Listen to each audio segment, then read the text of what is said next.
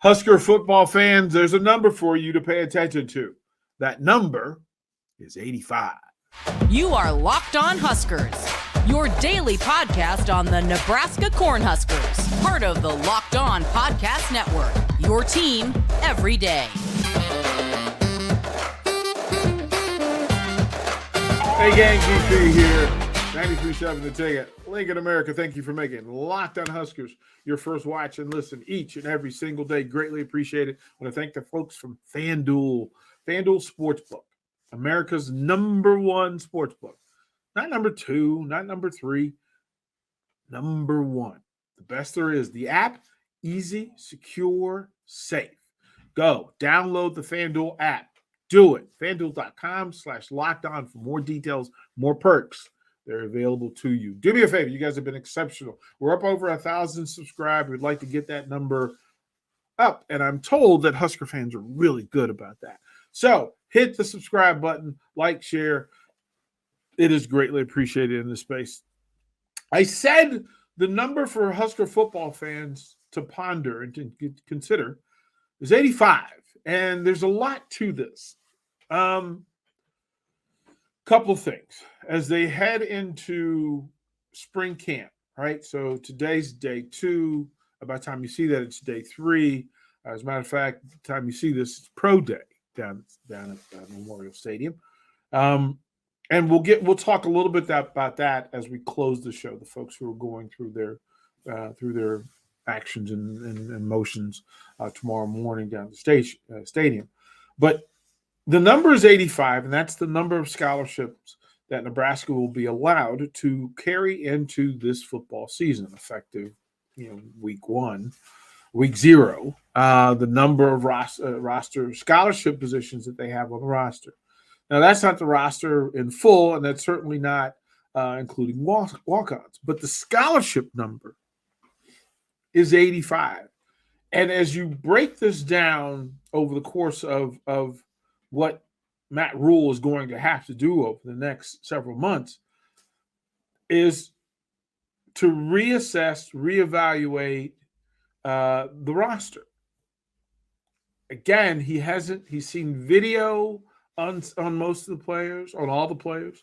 He's talked to all the players. But this week is the week that he gets to see them side by side and competing. This is the week where they really start to take shape and form from Matt Rule and his coaching staff. And there's a huge responsibility in the communication between the group coaches and Matt Rule. Okay, how does this group look? Are we getting from it what we need? Are there adjustments that need to be made? Are we talented enough? Are we strong enough? Are we fast enough? Are we okay off the field? Because that's another big part of it. And this is another thing that I want to talk about later is, and we'll get back to it in the second segment, are the things that Matt Rule has to deal with that are off the field, things that have to be dealt with that affect the product on the field. And so the communication part between his group coaches, the receiver coach, and the head coach. Hey, coach, we've got here's the number. I feel secure that we've got a good number 1, a 1A, or a 1 and a 2. It might be a 1A and a 1B. It might be a 1A, 1B, and 1C in the receiver group. The tight end coach has to communicate and be in full with Coach Matt Rule over what's in the room. And if I told you that Borkature is the non-scholarship guy who got the most reps of anybody who's left on the roster, but I'm not sure if he's tight end number 1. Remember that Thomas Fidone has been injured for 2 years. And while we're told that he's at 100% health, we're also being told that his action, his practice has been monitored. So he's not going to go in full, and they're going to keep him off the ground. He'll wear a green jersey, which means, hands off, keep him off the ground. Arik Gilbert, and that was the thing I found out as well yesterday. Arik is the proper pronunciation. Arik Gilbert from Georgia, the transfer in. Also, he hasn't put any minutes on the field in the Big Ten Conference for Nebraska. So new system. He's got to learn what's going on. He's acclimating himself. And then there's A.J. Rollins, who spent time in it. And again, he spent time on the field and played under the last two coaches that were here. But this is his first camp under Coach Matt Rule. So he's learning. If you're in the tight end room, are you comfortable? If you're the tight end coach, are you comfortable with what you have? I want to go into that a little bit. So Thomas Fidone, A.J. Rollins, Arik Gilbert, tight ends 1A, 1B, 1C. Borkature is the X factor. So again, as the guy who got the most reps last year, returning, put him where you will. Chase Androff, Jake Applegate is, I'm told that the Lincoln native is now up to 230 plus. And they have removed him from the linebacker group and put him at the tight end group. So there's that. Bonner is an X factor because I know for a fact that this coaching staff speaks in high regard of him. So that gives you 7 tight ends to work from. There's 7 scholarship tight ends. Ismael Smith-Flores is a freshman. Androff, Applegate, and Bonner are redshirt freshmen. So those 4, and then add Borkature, who, quite frankly, as the most experienced of the bunch, I'm surprised he's not in scholarship conversation. In fact, he may be. But in that room, the tight end coach has to be honest with Coach Rule about whether they can be the version of themselves offensively with this group of tight ends. That's 7 plus 1 that's not on the scholarship list that possibly could be. And that's a space where you have to count. Now, special teams matter when you get these group counts, right? 7 tight ends, but tight ends tend to spend a lot of time on special teams. You can imagine that the top 3 are safe, but then the other 3 will have to find ways to contribute in order to be kept in this thing. And here's a big thing. And I have to bring this up, and I don't like that I do, but I have to bring it up. That what's happening now for 14 practices all the way through spring game April 22nd, that since there are 99 folks under scholarship and you can only keep 85, quick math tells me that 14 people have to either be let go or reassigned as non-scholarship. The scholarships have to be taken from them, or they'll be released. 14. So there's 14 players who are at the stadium today looking over their shoulder and looking at each other. Now, if you're talking about 14 being the number you have to get to, then imagine that the actual number is like 28, 30. Because those are folks who are looking at each other at practice. You're looking at them in drills. You're looking at them in competitions, and you're like, wait a minute. Like, I got to be better than this guy. And then to assume that everybody that you want to start your season with, just as you want, maybe a coach looks at his group and says, hey, coach, not for nothing, but we don't have enough talent in this group. I need to get another guy or 2. So imagine that 99 getting to 85, that 14, and then the competition 1 of each, right? Because folks are competing at the camp, and that's not a bad thing necessarily for the coaches. And then say we might want to bring in 4 or 5 additional players, new players from the transfer portal. So that's 35, maybe 40 players who are under watch. Half of your scholarship roster is under watch. And look, I'm not smart enough to give you the exact numbers on who's going to go and why. I wouldn't do that. But I'll try when we come back. Don't go anywhere. More like that.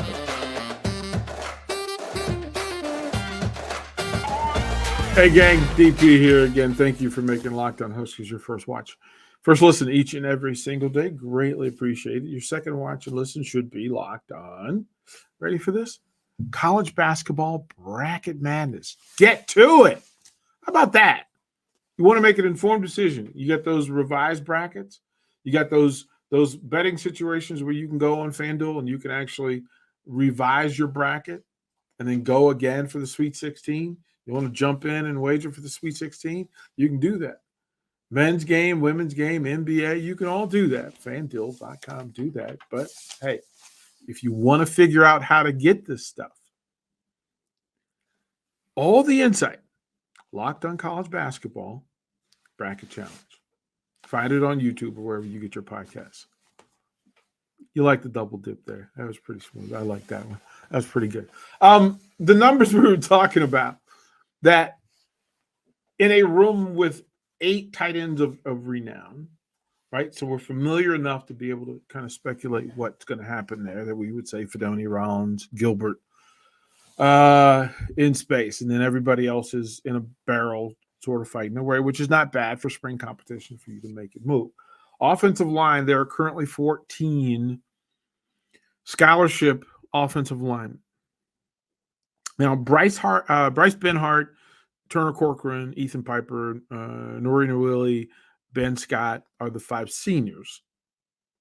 Then Henry Lutovsky and Teddy Prohaska are the two. Those are the 5 juniors. My mind, they're 5 juniors. And then Lutovsky and Prohaska are the 2 sophomores. And then Justin Jenkins, Jacob Hood, who were brought in. That gives you 9. And for a depth chart, then you're getting into freshmen. Now, remember, we've still got walk-ons in play. There are 5 freshmen, true freshmen, under scholarship. The likelihood that you brought those 5 freshmen in and then remove them is a difficult task and really tough to do. But the offensive line room will change. It's going to change. Like if I said to you that, okay, Prohaska, if healthy, and he's currently not healthy, but if he's healthy, Jacob Hood was brought in to compete. Justin Jenkins was brought in to compete. Ben Scott was brought in to compete. Nori returns. He was a returning starter before his issue a year ago. Ethan Piper was a starter last year as well. Corcoran and Benhart, of course, have been in the rotation for 2 years. So the offensive line, listen, Coach Raiola has his hands full. He's got some clay to work with. But if he said, hey, Coach, we need something else, we got one more thing, he'll be honest and tell them what he sees. Then he'll tell you, I would imagine that he feels like he can get the job done with whatever they put in the room. But he'll make the decision at some point of whether he can work with that. Defensive line, other side of the ball, Ty Robinson, Nash Hutmacher, Stefan Wynn are the 3 names that Nebraska fans would immediately pencil into that space just from being familiar. But remember, we make no assumption about who's going to be left on the 85. Each room is going to be affected. That's just the thing. Like I would imagine that each coach is going to say, hey, listen, everybody's got to get rid of one. Sadly so, but that seems the way it may be a starting point. Behind those 3 upperclassmen, then Ruquan Buckley, Blaise Gunnerson, Elijah Judy, Kai Wallen, Brody Tangaloa. Those are all the folks behind them, and they all play different positions, all have different skill sets, none of them similar in what they do. Big on big, Buckley is in the big 4 with Hutmacher, Robinson, and Wynn. Judy and company as another kind of Garrett-esque edge boundary in that space. Gunnerson is a stand-up, fluid. And then 5 freshmen who whatever you get from. But I'm not sure that you're going to move anybody from that space. Again, just look at the rooms, and I'm just telling you that things are tense down at Memorial Stadium because folks are going to have their lives and careers change.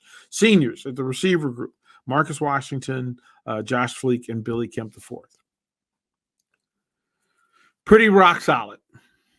Returning back to this thing, Isaiah Garcia Castaneda, who started game 1 a year ago under Scott Frost. left the program, came back. Sophomore in that group, Xavier Betts, again, started some games, moved on, returned back to the program. Alante Brown is still listed, and Alante Brown, I would think that the hope is that they can get him to come back. That's the hope. Sean Hardy, Victor Jones are redshirt freshmen and sophomores. And then the freshman group of 6. And it's a strong freshman class. Malachi Coleman and company. Look, this is Jalen Lloyd. This is a great group, Demetrius Bell. But do you carry 14 scholarships at the wide receiver position when you're trying to cut down? And they're trying to cut down. Running back room. Anthony Grant, senior, was announced yesterday that he had been suspended. Things off the field that he has to get straight. Okay. That's big. Ramir Johnson, Jr., back in the fold. Gabe Irvin Jr. looked like $1 million yesterday at practice. Walked through the room and you just went, okay, that's a dude. A.J. Allen returning from an injury. So we understand that A.J. Can certainly produce if he's healthy. Then there's Emmett Johnson, Quentin Ives, a freshman and a redshirt freshman. That's 6 running backs. That's not a lot. That's not a lot. Not for the running back position and not in the Big Ten Conference. That's not a lot.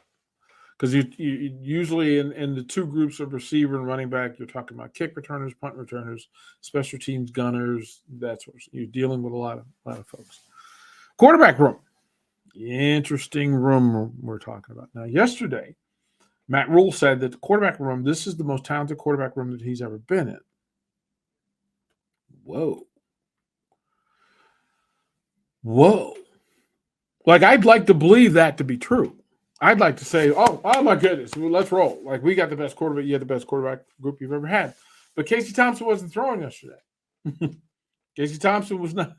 Like, if you're you might have been including Casey Thompson in the room, but okay. If you are, listen, if you tell me that they're all healthy,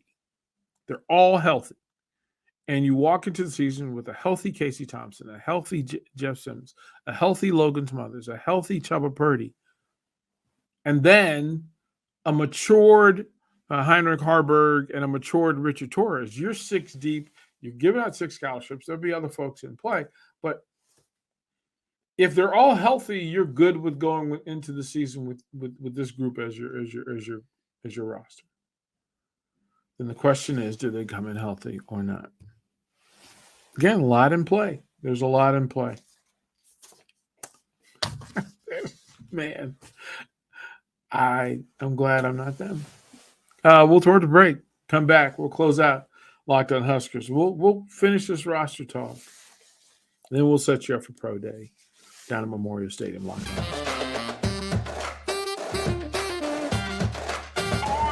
Hey, gang, thank you for hanging out with us here on Locked On Huskers. Your first watch and listen each and every single day. Greatly appreciate it. Again, we thank the folks from FanDuel.com for what they do and allowing us to bring this content to you. And again, great perks, great benefits. Jumped on FanDuel.com/LockedOn. You know, that informed thing. Like, I know you're gunslingers and you're cowboys, out here talking about sports, but get informed. FanDuel.com/LockedOn for more details and perks.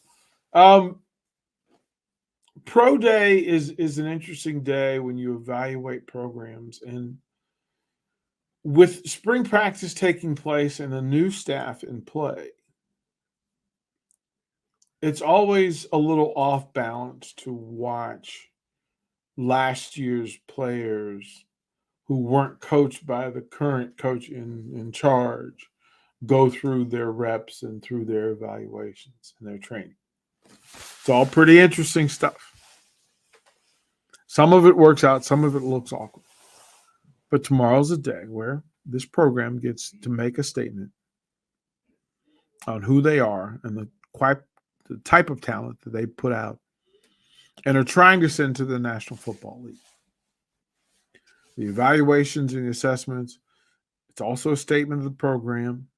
the number of players that have scouts interested, the number of scouts that show up, and then, quite frankly, the preparation work that's put in. This is a day of showing your work. That's what it's for. So, for all the Huskers who have done their work, the Trey Palmers of the world who've done their work, bravo. For Garrett Nelsons, O'Shawn Mathis, who have done their work, bravo. Good luck tomorrow. Chancellor Brewington and company, those folks are doing work. Good luck tomorrow. But for the rest of those guys, it will be practice day number 3 on Wednesday. Go after to get on Thursday. It's going to be a long week. It's a week of evaluation, a week of setting standards, a week of setting norms, setting routine. It's a week of being uncomfortable and being comfortable in that. Everybody's going to be asked to be at their best all the time because new eyes are upon them, both coaches and fans and media. It's a big day. It's a big week. What I'll say to you is this. It's my hope that we remember to give time. And I know Husker fans aren't big on time. They want to win now. But our mission is to get you to April 22nd, where you can see what everybody else knows. April 22nd. Until then, we'll take baby steps along the way. Thank you for making Locked On Huskers your first watch and listen each and every day. Your second one should be Locked On College Basketball. Isaac and Andy take you through, break it all down for you. They've got coaches, they've got players, they've got some pretty amazing insight. They can tell you, give you some hope, maybe a little nudge, a little bit of information on March Madness and Sweet 16. Should be your first watch each and every single day after Locked On Huskers. Do that. You can do that on YouTube. You can do that or wherever you consume your podcasts. But first, Locked On Huskers. Do that. We'll close with the 3 words that mean so much. Go Big Red.